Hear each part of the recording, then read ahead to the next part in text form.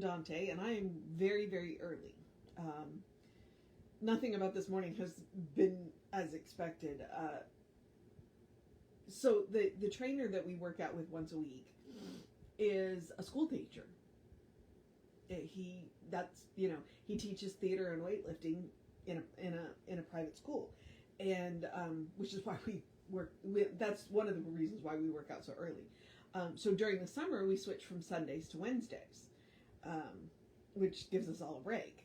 And he texted me yesterday and went, I'm still out of town, and where he was, the internet was dodgy, so he just sent us a workout. And the weather was awful. So we got up into the workout, and I'm gonna go wash this rat's nest. But I decided to do this first, so that I didn't feel crunched in the morning. So, like, you're going to start getting these probably early on Wednesdays, like I used to do them on Sundays, for the summer. And then they will go back to normal when he goes back to school in the fall. So that's why you're seeing this so early. Okay, so we are doing a new design for living, and let's do the housekeeping.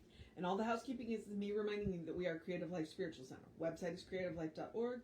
Constant contact email, info@creativelife.org. That will get you one email a week. Tells you what's going on for the week and the month. And the hot links are hot. So click here now. Means it. It'll take you right to the information or the person that can help you get it. It's also a blind CC. That means nobody will see your email. You won't end up on anybody else's email list because of us.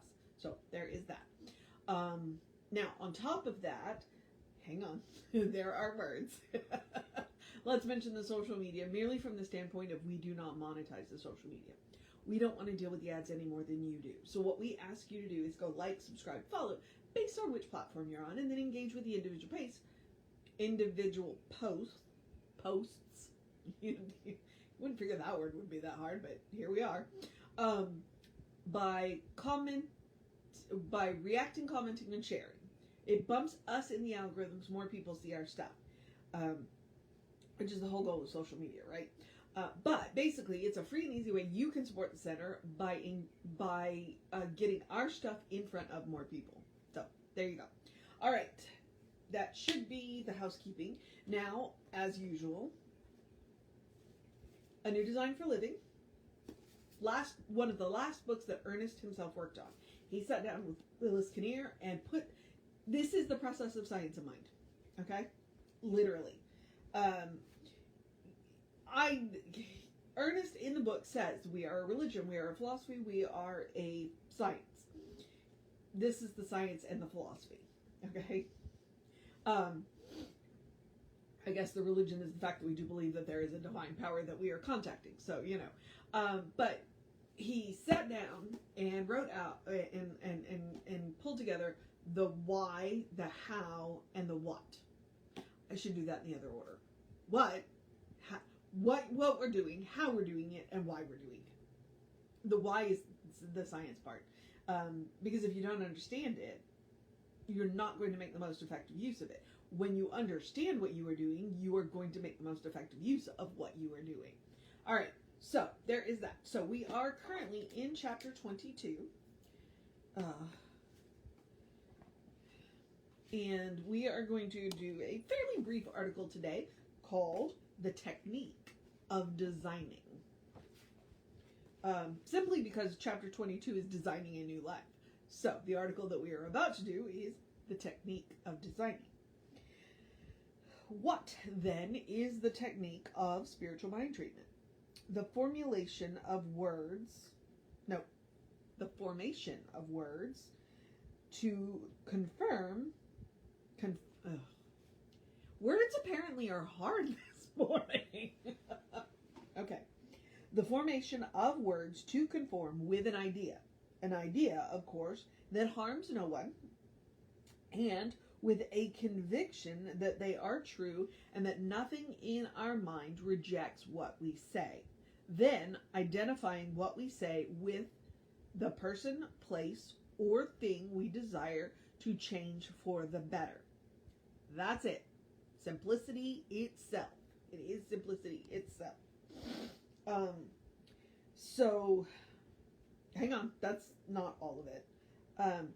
But he said that line in there where nothing in our mind rejects, which is one of the reasons why occasionally when you're doing a treatment, if you find doubt creeping in, there's this wonderful little technique called denial and reaffirmation.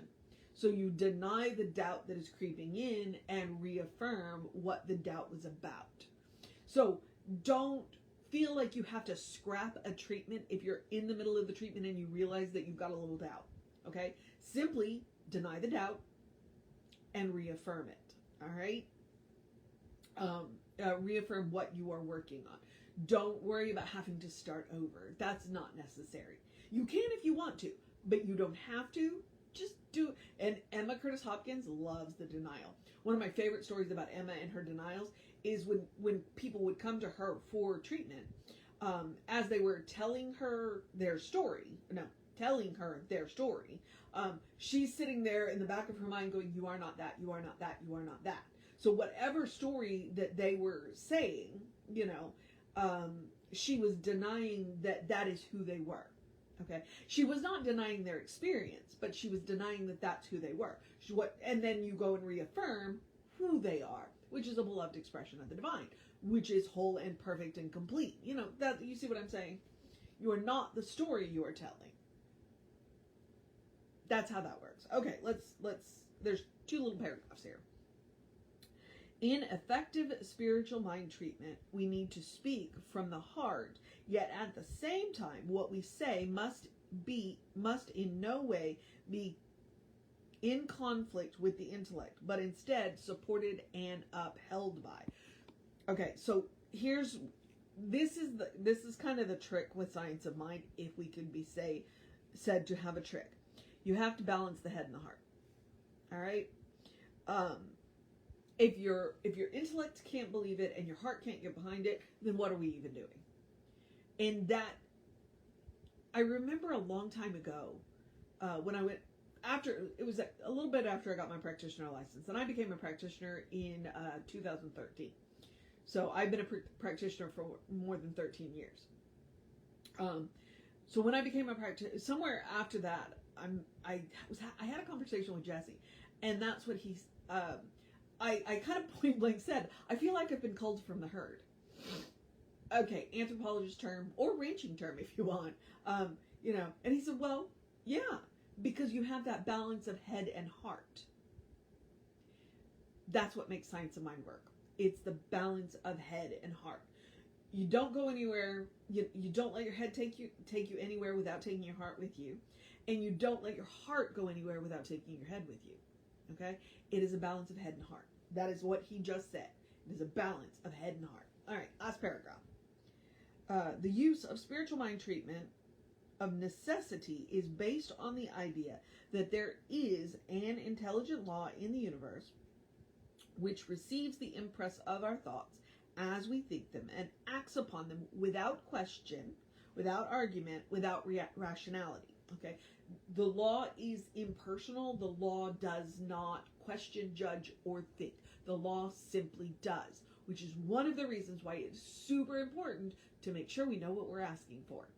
Because the law is not going to sit back and think, well, are you sure you really want that? The law's not going to do that. The law is going to hand you what you've asked for as long as it's in alignment with the way it works. But the other side of that, the other good news about that is that when you ask for something, the law's not going to tell you you're not worthy of it. It's just going to do it.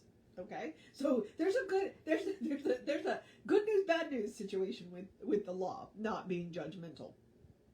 Okay. It creates for us in our experience the content of our thought with mathematical accuracy. Okay, so that's the important thing. It creates for us in our experience the content of our thought.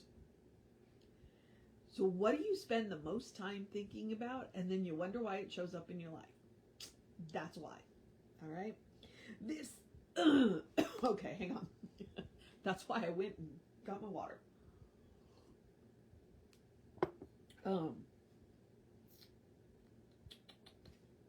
This is the law of mind.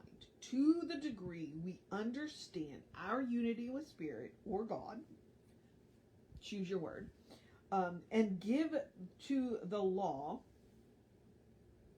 only ideas of good, we expand our thought and free ourselves from the negative consequences of our previously limited thinking.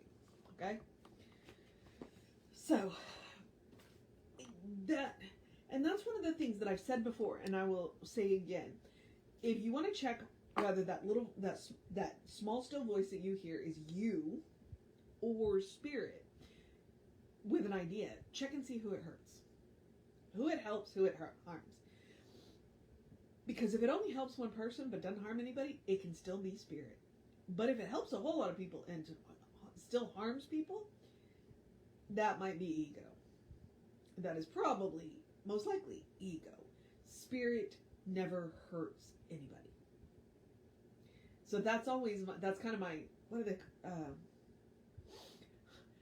there's a test, and I was going to use the word for the test, and whatever the test was, I think it's a Bechamel test, and I almost said the bechamel test, and I'm like, no, that's a sauce.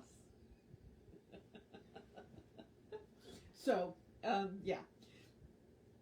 So that's kind of, and he said it clearly in there, harms no one. Because when we do treatments, that is what we are treating for. We can treat for good for, we can treat for good for one person. Now, the other part of that is, and Jesse says this on a regular basis, so it always bears remembering. Whatever good you want for yourself, you have to want for absolutely everybody. Nobody gets left out. So, while you can treat for the good for one person, you can't say, you can't treat for this amazing good and then leave out one person. It's like, everybody but. It don't work like that. That is not the way unity works. So, here we are. All right. I do want to go get this washed, so I'm going to wrap this up. I'm going to encourage you to have a great day, wondrous day, a fantastic day, a magical day, an enchanted day, a wonderful day, an awesome day, an amazing day, a go dance in the rain day, a stay out of the thunderstorms day, because, the thunder was at 3 o'clock in the morning. It was rolling. Enjoy the slightly cooler day, a drink plenty of water day, a get your good workout in day, a make sure you stretch out those calves day. Yeah, that's a personal note. A cuddle your fur babies day, a do something just for you day, a take care of business day, a make sure you make time to sit down and rest day, a you got this day, a good day, and if that is too much pressure, because occasionally it is, I get it, simply have a day. You are enough, just as you are. You are a beloved expression of the divine. You are a brilliant light, divine spark, spirit in motion, God in action, an absolutely beautiful masterpiece, and a work in progress at the same time, at your own pace. It's my favorite part of the sentence. And, as Reverend Jesse likes to call us, you are godly. So, explore the truth of your being, get to know who the divine knows you to be, because the divine knows you to be good. It's all the divine knows. And from there, anything is possible. Anything at all is possible. All right, beloveds. Clearly, I got my blood moving this morning. So, I also fell asleep at 10:30 last night. So, I got a pretty good night's sleep. Take care of yourself. Oh, no. Wait. Reverend David should be on around... Reverend David will be on this afternoon. That's as good as I can guess with him.